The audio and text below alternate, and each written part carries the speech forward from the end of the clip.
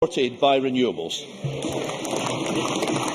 We now move to First Minister's questions. Question number 1, Joanne Lamont. Thank you very much, Presiding Officer. To ask the First Minister what engagements he has planned for the rest of this hugely historic day. First Minister. Well, I'll be making a parliamentary statement on Scotland's referendum, which will have the date on which the people of Scotland will be able to decide their own future. Joanne Lamont. This week, John Swinney defied the First Minister in a key policy. He actually answered a question. John Swinney said a separate Scotland would consider no currency option other than the pound sterling. That, of course, would put Scotland in a very weak negotiating position with the rest of the United Kingdom and the Bank of England if there was a yes vote with nowhere else to go. Now, Presiding Officer, you will know that I am an eternal optimist, and we all live in hope. So, in fact, I'm such an optimist that I even harbour the hope that at some point an SNP backbencher will do something other than shout to order. So, will the First Minister?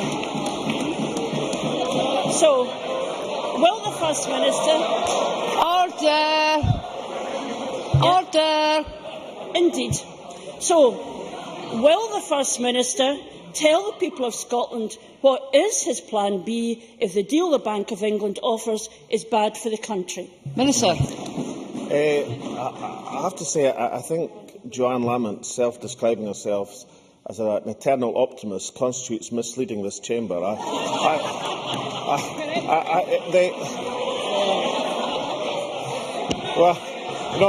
Joanne Lamont has many outstanding qualities, but she is not a ray of sunshine when she comes before us. As Joanne Lamont should and well know, the Government's policy in terms of a sterling area for independent Scotland was set out in huge detail by the Fiscal Commission. We discussed this matter last week. The policy hasn't changed over the last week. That was the policy, hugely considered. We think it's the best option for Scotland, and I do suggest that at last Joanne Lamont reads the report and tries to digest what it says.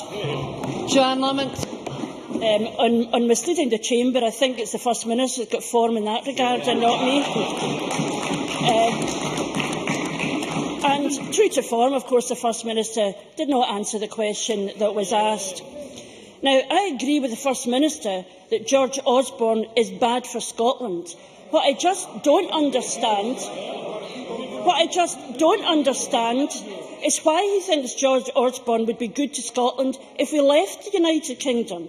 And if we look at the First Minister's negotiating skills, we should remember when Westminster offered to give him the power to hold a referendum, he said it was an attack on Scottish democracy. Then he backed down on having his own electoral commission, he backed down on having a second question, he backed down on spending limits, and then he called a climb down the historic Edinburgh Agreement. So, it is clear that the First Minister has shown his hand to George Osborne. Will he now tell the people what the Bank of England would control if there were a separate Scotland? Well, First Minister. I think Joanne Lamont being depressing before the event and suggesting that we couldn't organise a referendum, there wouldn't be an agreement, there would be all sorts of difficulties, is part of her nature. But actually being depressing after the event, when the Edinburgh Agreement was agreed, when we are about to announce today the referendum bill, including the date of the referendum, when Scotland's referendum will have the highest standards of democratic legitimacy in terms of international terms, what possible justification has the Labour Party got for being negative about the agreement and about what we are about to announce? I know it must be woeful disappointment to the Labour Party that none of the extraordinary difficulties that they forecast have come to pass. But surely, on this day, let's welcome the fact that that agreement has come forward and Scotland will have the right to choose its own future. In terms of the Chancellor controlling Scotland, yes, the Chancellor does control Scotland, and Joanne Lamont says she is much she's much as opposed to that as I wish she would tell her colleague Gordon Banks, who on television last night, faced with the choice of condemning the cut in Scotland's resources, which is happening this coming year, decided to side with the Conservative Party instead. Basically, it's the difference between monetary and fiscal policy. In fiscal terms, for example, last year, Scotland would have had the opportunity to take advantage of the £4.4 billion relative surplus, £800 for every man, woman and child in the country. I think in anyone's terms that is a major advantage and freedom for the people of Scotland to have. Joanne Lamont.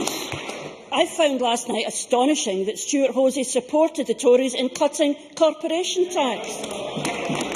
And while yesterday George Fitzpatrick said today was going to be a historic day, clearly it doesn't reach as far as the First Minister ever answering the question he was asked.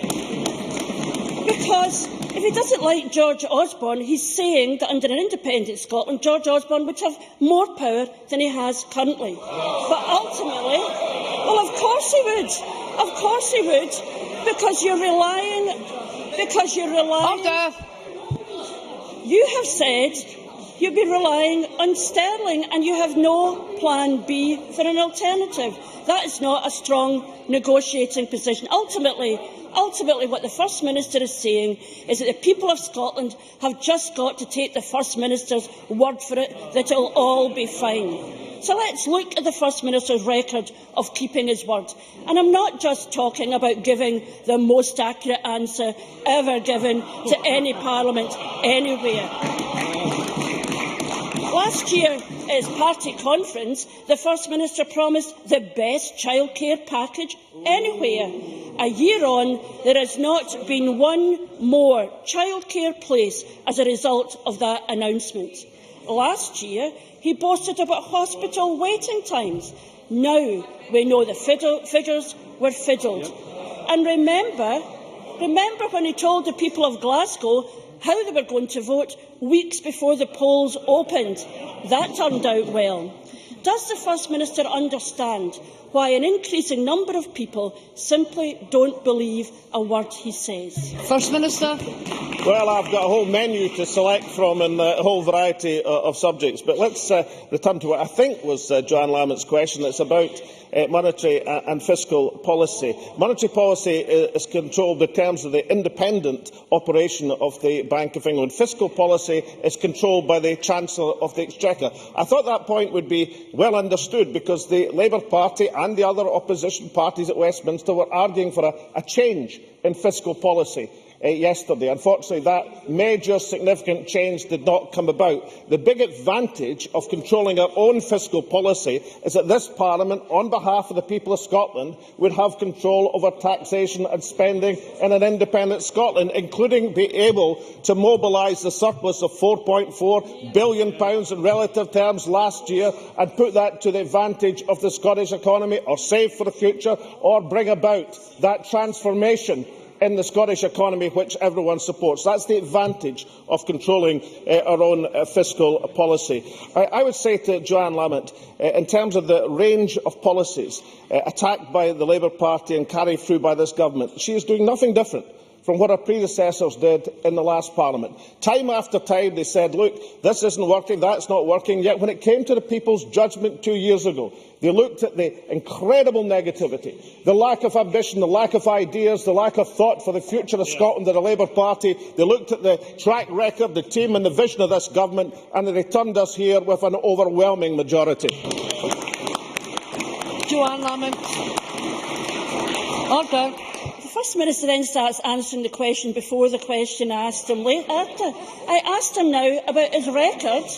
I asked him about his record on waiting times and on childcare, and he starts talking about something else because, of course, there is nothing more cynical. There is nothing more cynical in government when being challenged about what is happening now is saying it will all be right at some point in the future if you could just have independence. That is cynicism.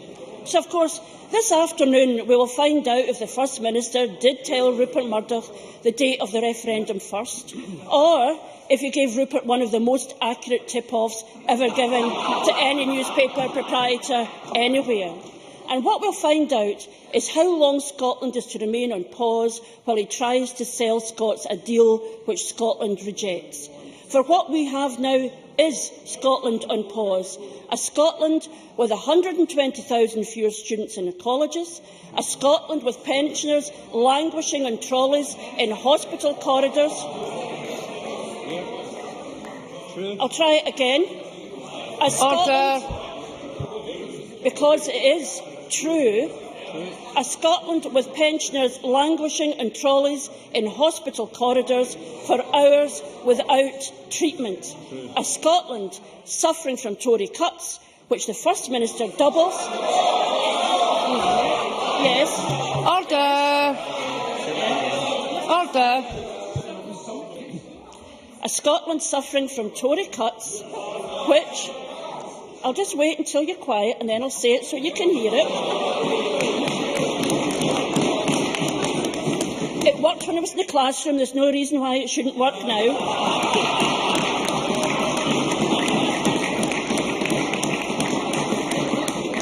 I don't know what time the bell goes, but I will say it. A Scotland suffering from Tory cuts, which the First Minister doubles and passes on to our communities. When Scotland rejects him, how will the First Minister explain to the student, the pensioner and the patient why he wasted so many years concentrating on his obsession and not on their needs? First Minister. I really think it's difficult, even for the Labour Party, to complain about Tory cuts in Scotland when they are in alliance with the Conservative Party in an attempt to deny Scotland the right to determine its own future. In terms of industry education, we're moving to 600 hours for 3- and 4-year-olds in Scotland. We inherited 412 hours from the Labour Liberal Democratic coalition. That seems to me, in anyone's terms, a substantial improvement for the people of Scotland. In terms of the health service, we've guaranteed and delivered real-term spending for the health service in Scotland, something which would not have been done by the Labour Party if they'd come to power in Scotland and wasn't done by the Labour Party in Wales. This very week, we've seen the important reductions in youth unemployment, down by 8%, by a third over the last year. And yet Labour spokesmen like Jenny Mara, just 2 days ago, talk about youth unemployment in Scotland at 25%. It's now down to 17%. Far too high, but still a dramatic improvement over the last year. Either Labour don't know that's happened, or alternatively prefer to portray it as 25%, as if the improvements in the guarantees to young people had never happened. These are all improvements under devolution. But not to understand that when Westminster sets the budget of Scotland, and yesterday cut the budget of Scotland, that the ability of this devolved Parliament to manufacture finance from nowhere in terms of having Westminster in control of our budget is to misunderstand the basic challenge in Scottish politics. This week, Labour abstained on workfare in the House of Commons. They abstained in Trident in this very chamber. They even abstained in the Iraq war in this very chamber. What Scotland needs is a government which doesn't abstain, but takes control of the fiscal whole of Scotland and takes us forward into a prosperous and just future. Question number 2. Ruth Davidson. Thank you, Presiding Officer. To ask the First Minister when he'll next meet the Secretary of State for Scotland. First Minister. No plans, near future. Ruth Davidson. I'd like to invite the First Minister to join me in congratulating the Chancellor for scrapping fuel duty rise, for cutting corporation tax once again to 20%, which I believe is a figure not unadjacent to what the First Minister is looking for, and for lifting 224,000 Scots out of income tax altogether. But yesterday there was a row over help in the budget for house hunters in the form of loans and equity to get people onto the property ladder. The Scottish Government has trumpeted on many occasions the £200 million that they've put into housing since the spending review.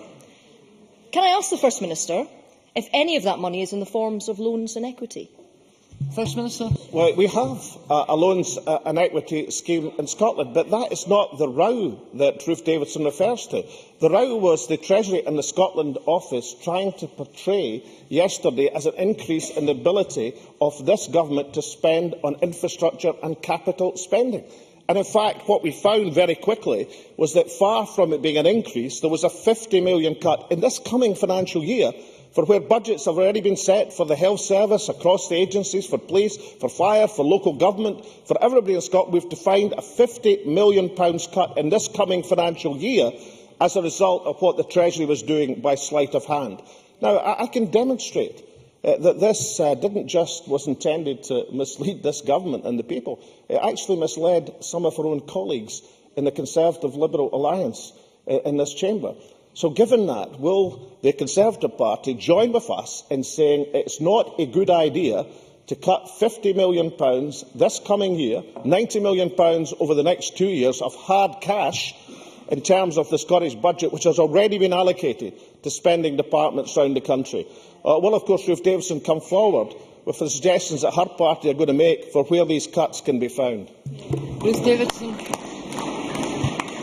However much the First Minister complains now, however much John Swinney complained yesterday, if you add revenue and capital together, there was £176 million that came to Scotland yesterday as a result of that budget. Order! And what the First Minister was very keen to get away from was the question I asked him, which was about equity spending and loans for housing. Of the £200 million that this government has trumpeted since the spending review period, £42 million of that has been in loans and equity. In September,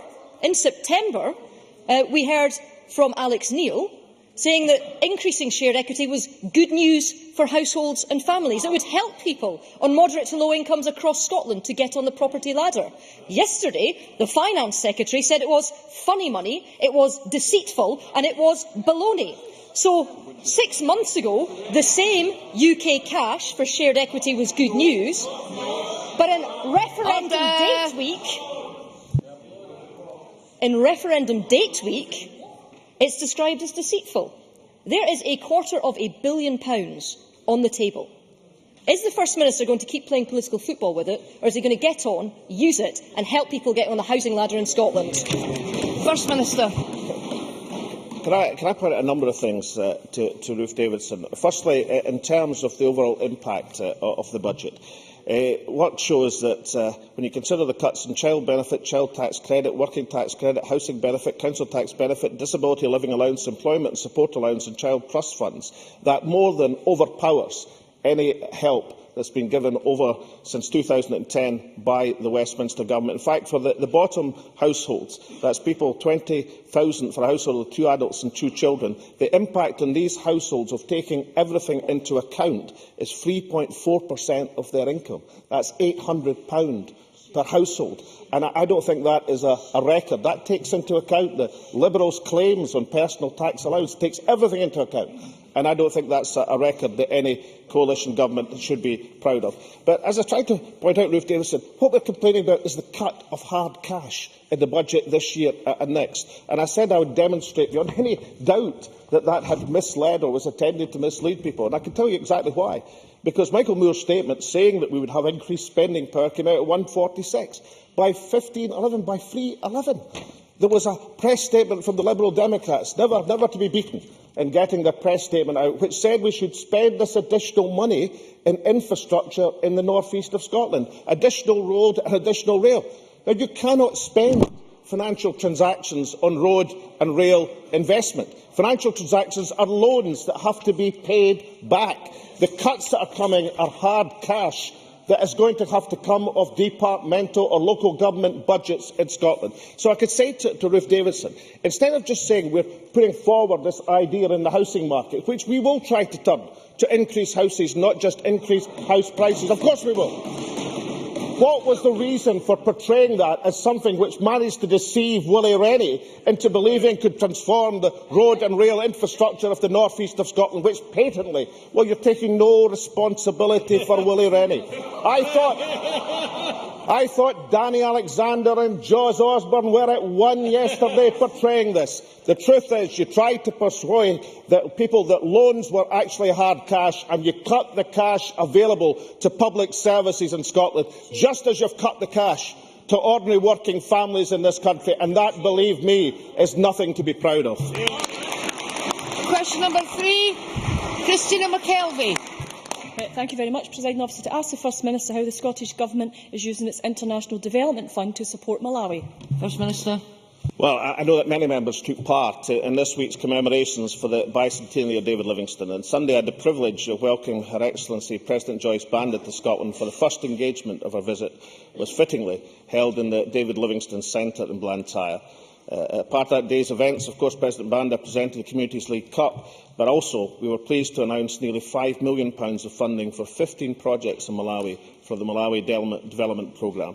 These will focus on healthcare, economic growth, and we use the existing strong links between educational institutions, healthcare providers and third sector organisations in our two countries. Christina McKelvey. Can I thank the First Minister for that answer? I have had the great privilege to spend time this week with the Honourable Albert Tindwa, MP, my Malawian parliamentary pair. One of his priorities is education, especially for girls. Given that extreme poverty in countries like Malawi impacts on women and girls more severely than men, and given that the majority of the world's poor are female, can the First Minister confirm that the Scottish Government's action and international development will reflect this? First Minister. Yes, I can. And of course, we should note again that two of our colleagues have been in Malawi this week, renewing their relationship with people and politicians of Malawi. But I think Christina McKelvey is correct to say that it's all too often it's women and girls who bear the brunt of extreme poverty. For example, every day 800 women around the world die from pregnancy and childbirth complications. The huge majority of these deaths in developing countries are preventable. And that's one of the reasons why our latest round of funding for Malawi includes over £1 million for free projects targeting maternal health care. These funds will support training for clinical professionals, help improve maternal health in some of the most remote rural areas of Malawi. I know that these efforts have all-party, cross-party, I hope unanimous support in this chamber, just as President Banda was welcomed by us all on Tuesday.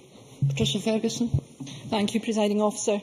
The work that successive Scottish Governments have carried out in partnership with the Malawian Government, Scottish NGOs and others has indeed been something of which we can all be proud. Of course, this week we've been celebrating David Livingstone, who was a medical missionary and a pioneer in treating and identifying tropical disease.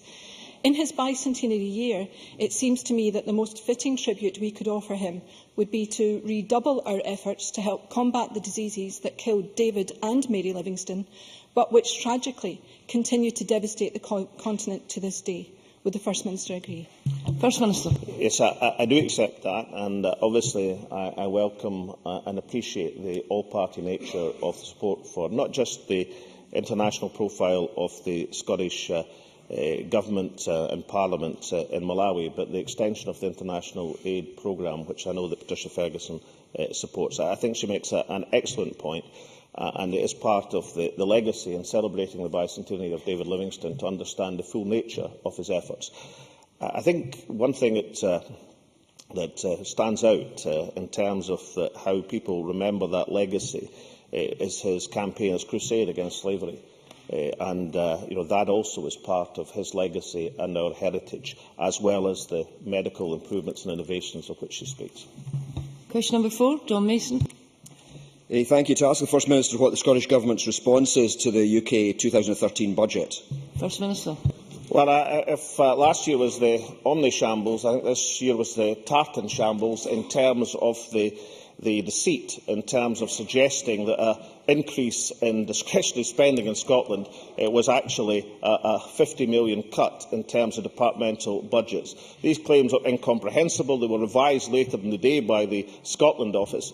But all of this poses, I think, serious questions for those opposition parties who keep demanding extra spending by the Scottish Government, with apparently no realisation that the purse strings in this Parliament are currently controlled by the United Kingdom Treasury, exactly why we need control of these commanding heights of fiscal economy. John Mason. I wonder how the First Minister reacts to the idea of the Chancellor on the OBR that really the oil we have in the North Sea isn't really worth very much these days. First Minister. Well, I have to say this extraordinary argument that is put forward by some parties in this chamber that nuclear weapons in Scotland are a tremendous asset and North Sea oil and gas is a tremendous liability. I think most folk in Scotland would see our oil and gas and energy reserves as a tremendous asset and the concentration of weapons of mass destruction as the big liability. Neil Findlay. How much more than George Osborne would the Scottish Government cut corporation tax in a separate Scotland? Well, I point out that I sat in the House of Commons through Gordon Brown as Chancellor and Prime Minister looking at progressive cuts in corporation tax by the Labour administration. And I'll say to Neil Findlay, if he's denying he thought that was a good, sensible idea, then perhaps he should send an email to Gordon Brown and suggest to him that it wasn't such a great idea. Every economic and social policy that we devise for independent Scotland will be designed to do two things. One, to increase the wealth of the country, and second, to increase the fairness and equity in this country. That's exactly why we do it. Patrick Harvey. Whether the right-wing rhetoric of continual corporation tax cuts, giveaways to big business, come from the Tories, the Liberals or New Labour, it's disappointing deeply that the First Minister and his colleagues can only echo it. Does he not see that these wealthy, tax-dodging corporate interests have had it their own way for far too long under successive governments? And will he drop this absurd idea of cutting corporation tax even further in an independent Scotland? First Minister. Well, Patrick Harvey and I, today of all days, I'm not going to have a huge disagreement to say except to say this, that I think prosperity and equity should go together in terms of our policies for Scotland, and we should make sure that the policies we devise are designed to increase the wealth and health and welfare of the country. And of course Patrick Harvey would have noticed that one of the Nobel laureates on the Scottish Government's Fiscal Commission is Joseph Stiglitz, who makes exactly the point of arguing why the most wealthy countries across the globe are also those which value social equity. If Patrick and I pay close attention to Joe Stiglitz's strictures on these matters, then we won't go far wrong in our alliance together. Gavin Brown. Officer, housing loans and equity funding were criticised heavily by a rather statesman-like John Swinney yesterday. But can the First Minister tell us why are loans and equity for housing not classed as real money when it comes from the UK Government, but they are enthusiastically included as real money when the Scottish Government quote their housing spend figures? First Minister.